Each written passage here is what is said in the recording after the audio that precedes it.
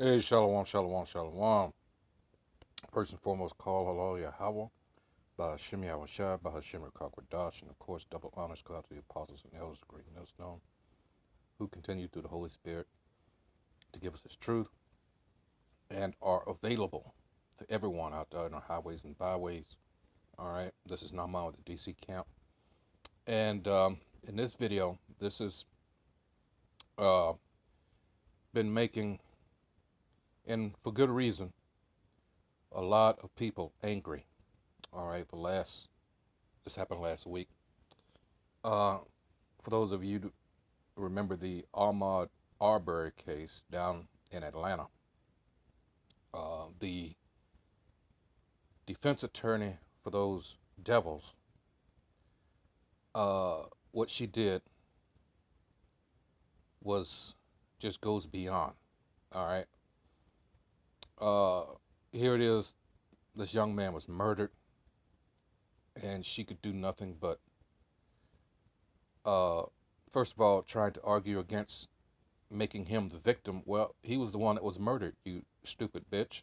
But this was something that they're used to doing when it comes to Jake. All right. Because in their minds, we're not even human. You have to remember that. For those of you that you believed in all that civil rights bullshit, which was just that bullshit. All right. In these people's minds, they'll put on a show, they'll put on an act, and a lot of our people believe that shit. All right, because they honestly think that they are free. All right, and they don't understand the difference between liberty and freedom. All right, big difference. All right, and we were never free. But aside from that, what she does here is reprehensible. I'm gonna go ahead and play this, but this just let you know this is the mindset of these so-called white people, these Edomites. All right, that's their biblical nationality, and they are hated of the Most High, and you have to know that. And they tell you every day, and show you every day. More importantly, why you, for the most part, you simple Jakes, just you can't see it. It's been in your face the whole time. All right. So let's go ahead and let this bitch go ahead and do this. And also, this is the Young Turks, and the way this guy goes off, he might very well be a Jake. We don't know, but it's hardly the case where someone just loses it on our behalf. All right. And he's true. And this is something where it says in the Bible, be angry, but sin not. All right. There's nothing wrong with being angry. In fact, Ecclesiastes 7 and 7, let me get it real quick to start off. All right. This is Ecclesiastes chapter 7, verse 7. For those of you that, see, Christianity is not in the scriptures as it was taught to us as we were growing up. That's something that was meant to suppress the masses, to keep us in subjection. Anyways, Ecclesiastes chapter 7, verse 7, it says, surely oppression maketh a wise man mad, and a gift destroyeth the heart. Oh, I got this good job. Why should I be angry, eh? I'm doing good. What? You're done. Gotcha. Got your mind. All right, that gift. All right, and they know, these devils know what they're doing. All right. Anyway, let's go ahead and play this. There was an audible gasp during the closing arguments of the defense attorney, Laura Hogue, in the trial for the murderers of Ahmaud Arbery. Now, the video that we're about to show you was literally what this woman said, what the defense attorney said in her closing arguments, in her attempt to defend the three men who were involved in the fatal shooting of Ahmaud Arbery. Without further ado, let's watch. Turning Ahmaud Arbery into a victim after the choices that he made does not reflect the reality of what brought Ahmaud Arbery to Satilla Shores in his khaki shorts with no socks to cover his long, dirty toenails. So at the very end, after she says long, dirty toenails, you hear someone gasp because of how disgusting and shocking that statement was. I mean, just absolute nonsense. Khaki shorts, no socks, long, dirty toenails. And of course, this is an attempt to dehumanize the very person who was hunted down by these three men, shot by Travis McMichael. And, there's now so much evidence that, the McMichaels lied to the police in the police report about what transpired that day. They claim that they pulled up again right next to Ahmaud Arbery to ask some questions. Turns out that they boxed him in. And as he was trying to run away, that was when they decided to, Travis McMichael decided to open fire, shooting him in the chest. And it's just, this is what they do. Just out in the open, dehumanizing him, making him out to be some sort of monster who doesn't deserve to be able to run in a neighborhood, to go jogging in a neighborhood. It's just unbelievable. Okay.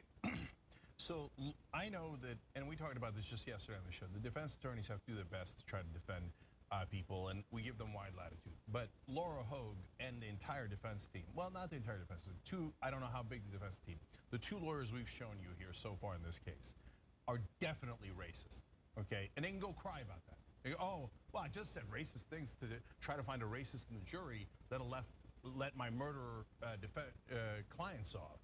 So am I a racist for just using racism brazenly? I don't know, and I don't care, Laura. You made that choice. Now you got to live with that choice, okay? So break down her statement. Number one, she said, turning Ahmaud Arbery into a victim. What do you mean turning him into a victim? He's dead. They shot him and they killed him. What do you mean turning him into a victim? He never committed a crime, no evidence of him committing a crime. He was jogging in the neighborhood, and these men pursued him because they thought he looked suspicious, because he had the audacity to look into a building that was under construction.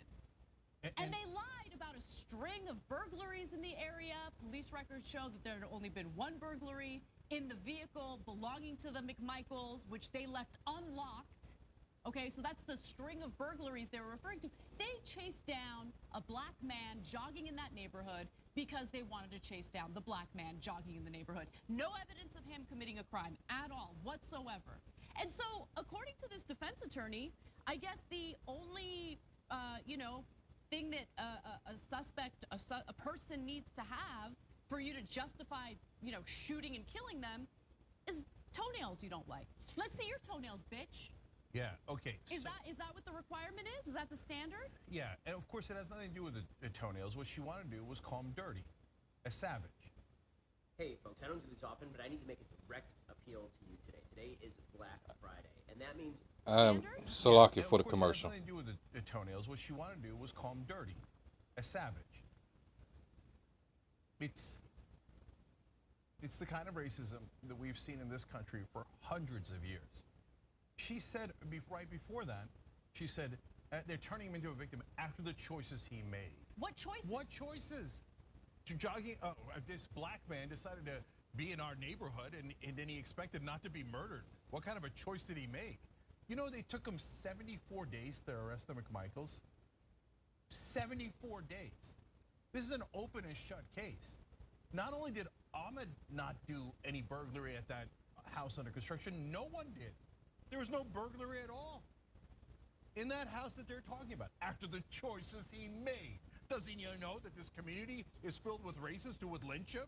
But yet he chose to be in that racist community anyway. And here I am doing a racist defense, hoping to find a racist in the jury who'll call him a savage for no goddamn reason, and then let my murdering clients off. I'm not moved that you're the defense attorney. You chose that particular defense. You could have gone with other defenses.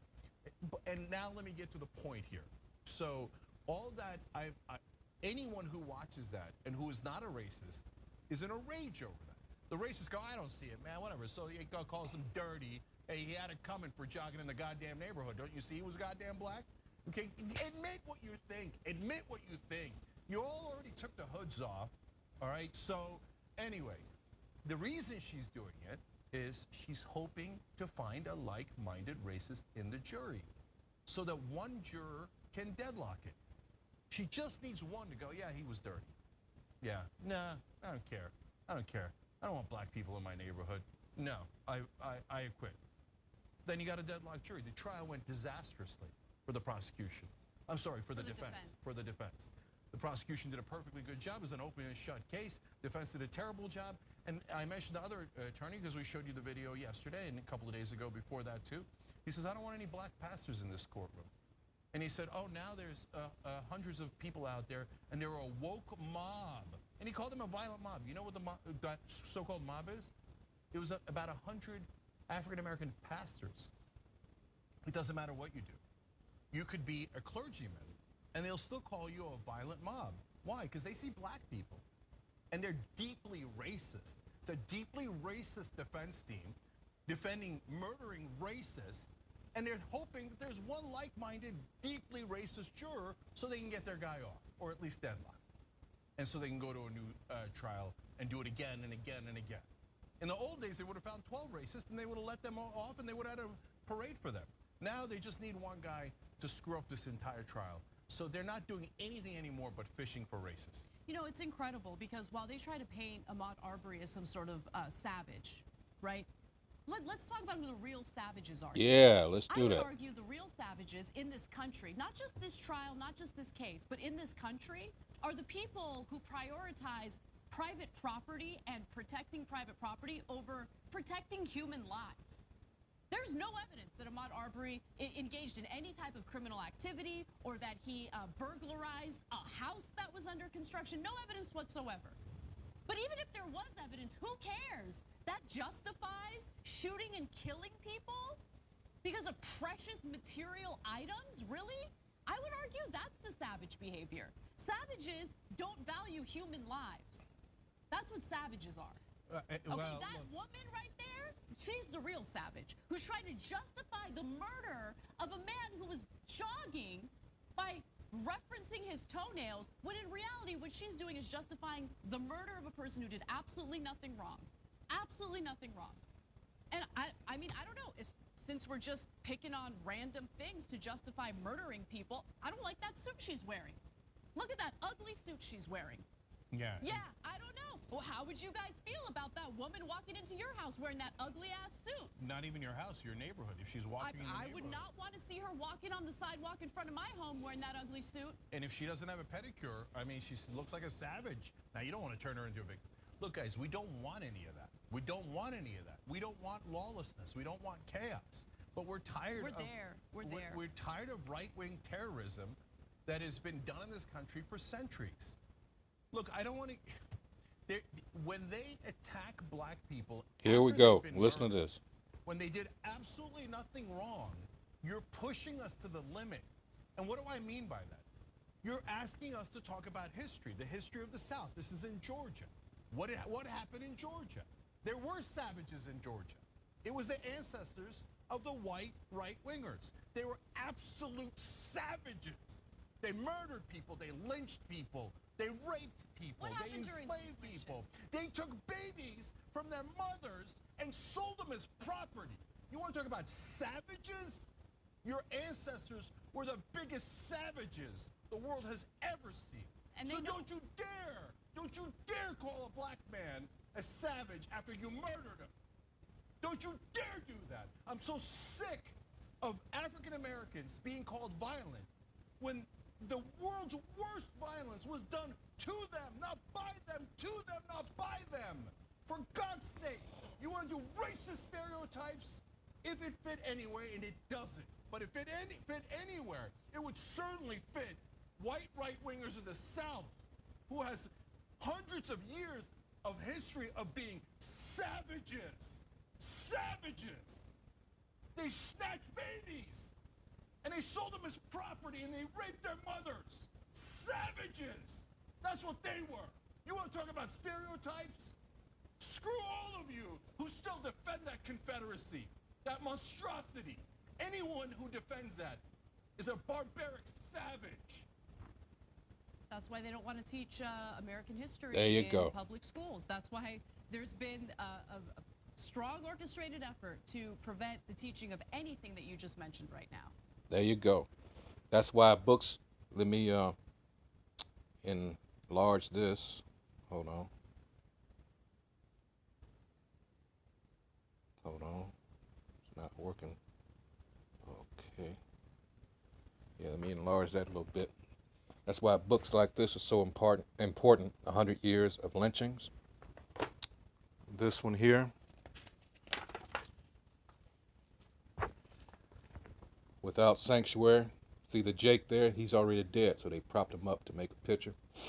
Books like this, At the Hands of Persons Unknown. All the pictures in here of them lynching Jake. These things. All right. Now he's angry. Why aren't some of you, for all we know, he could be a Jake, like I said. Why aren't you mad? Why aren't you, you got a good job now, so you in, all right? Look at this. Look at this. They still do this shit, all right? And justified by, with their police and things done later. Why aren't you angry? All right? Why not? This is one of these signs we on the line, came from this. Look at this. Look at that. These are our people. All right? Instead of some hollow hoax. All right? These are the curses that we're still under. These identify us. All right? Not some wannabes, not some pretenders that just happen to be on our land now. All right? Look at it. Look at some more. Look at this. Indiana. Look at that.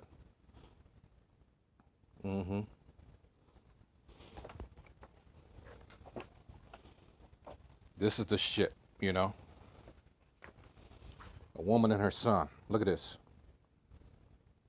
Look at it. And they still do it. There was a Jake not too long ago. He was shot 70-something times. All right? This guy's angry.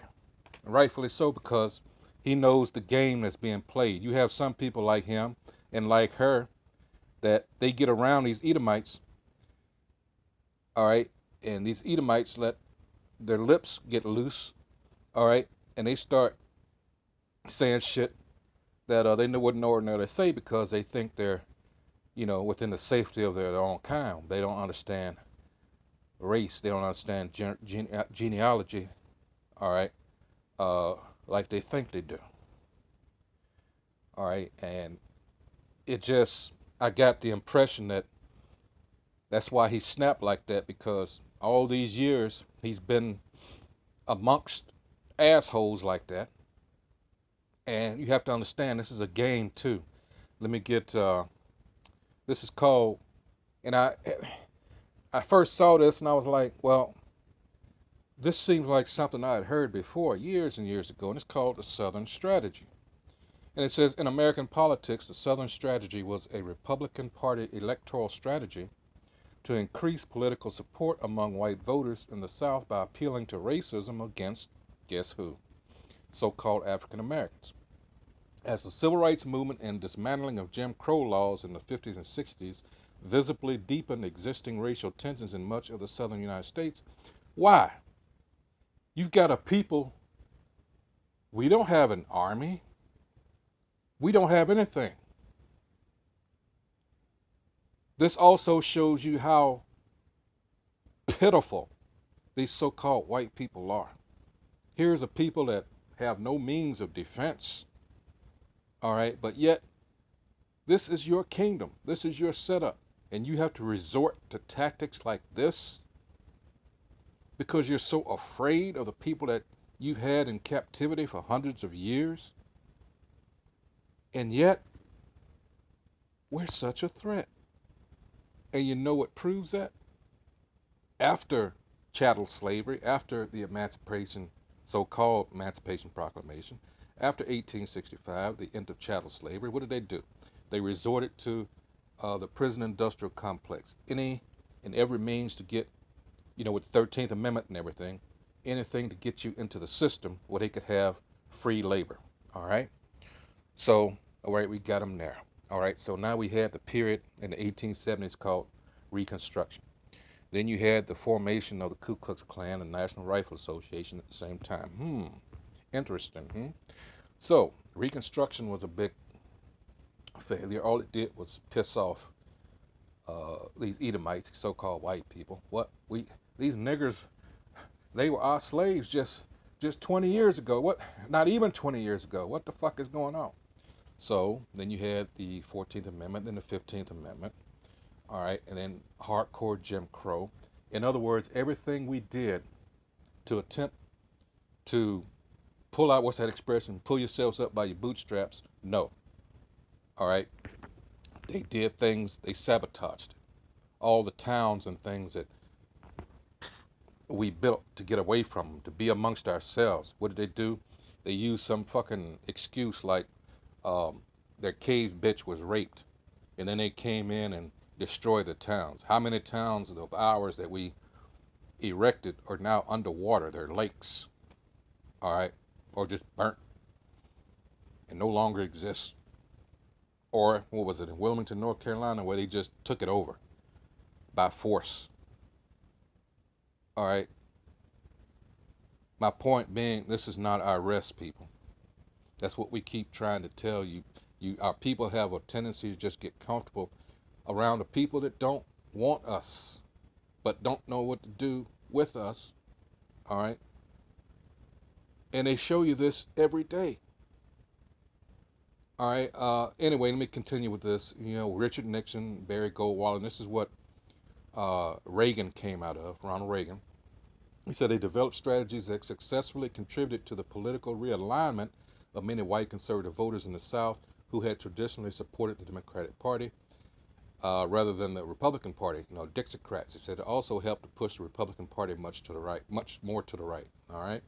The phrase Southern strategy refers primarily to top-down narratives of the political realignment of the South, with, again, what it says, narrative, controlling the narrative. These Negroes are violent. They're just, and playing to these so-called white people's fears. White flight to the suburbs. All right. Things of that nature. And now they're moving back, especially here in D.C. All right. It's like 41% now, and continuing to dwindle around, So it's no longer the, Jakes would brag about this being Chocolate City. Don't you think after hearing that for so many decades, that started, in the late 50s? Don't you think they coveted this? Now they're getting it, and they're driving you out, and it was done on purpose. They knew what they were doing when they flooded this place with drugs. All right. They knew what they were doing. Jake just don't get it. All right. They don't understand how much these motherfuckers hate you. So Jake being arrogant here in the district, thinking that they own shit, which they never did. All right. It's sad, but hey, they helped them right along. It was so easy. Continuing on, it says a scholarly consensus is that racial conservatism was critical in the post-Civil Rights Act realignment of the Republican and Democratic parties. All right. The perception that the Republican Party has served as the vehicle of white supremacy in the South, particularly during the Goldwater campaign. Remember, I said Ronald Reagan was, I don't want to say in love with Goldwater, but he studied under Goldwater, all right, came out of that. And the presidential elections of 1672 made it difficult for the Republican Party to win back the support of black voters in the South in later years. 2005, Republican National Committee Chairman Ken Mehlman formally apologized to the National Association for the Advancement of Colored People for exploiting racial polarization to win elections and ignoring the black vote. We've always been a means to an end, all right? It goes down here, roots from 63, remember Barry Goldwater I told you about, 72, Birmingham, Alabama, all right, the Ku Klux Klan, remember the 16th Street Baptist Church, the 4 Jake girls that were killed, all right, George Wallace, I'm skipping down for time's sake, all right. This has been that game that they played over the years. None of them Democrat or Republican, are our friends. They're playing a game with us. And our people get caught up in this dichotomy. Are you a Democrat or you're a Republican? You shouldn't be either one. All right?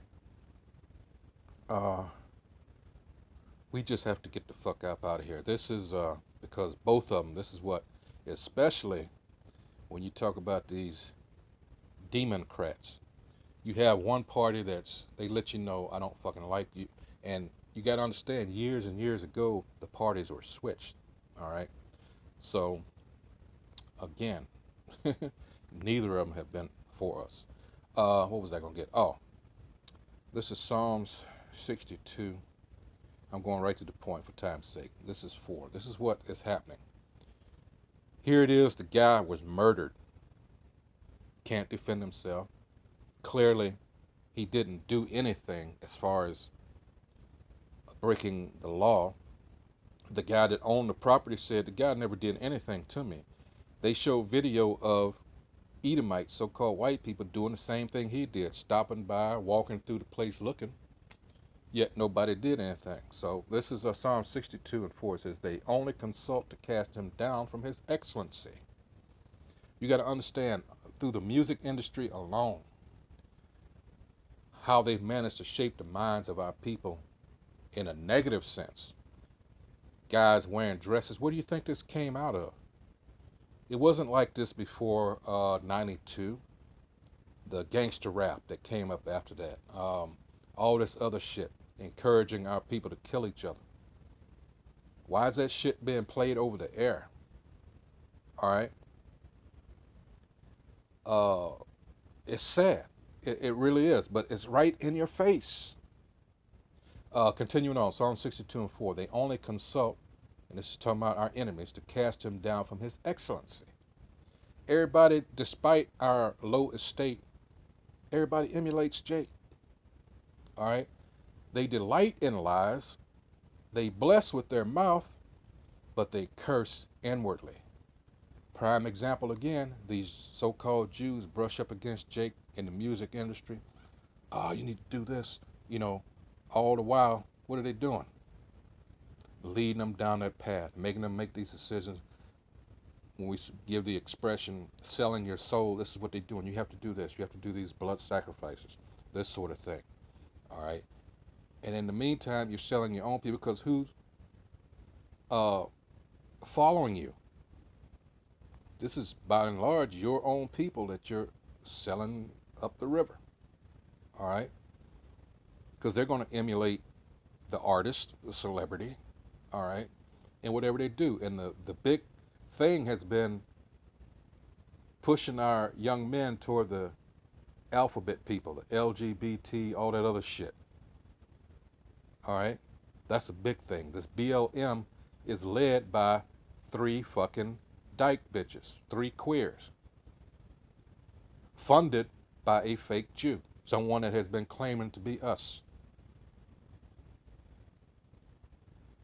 Why couldn't it have been family-oriented, Jake? Man, woman, children. No, they're telling you what they're trying to do to you. Casting him down from his excellency. All right, so with that, for time's sake, I'm going to have to let it go. Once again, going in on this is the Young Turks. Yeah. People are tired of these Edomites bullshit. Everybody sees it. But Jake, you're not angry. This guy was angry for our sakes. Hey, so with that, Shalom.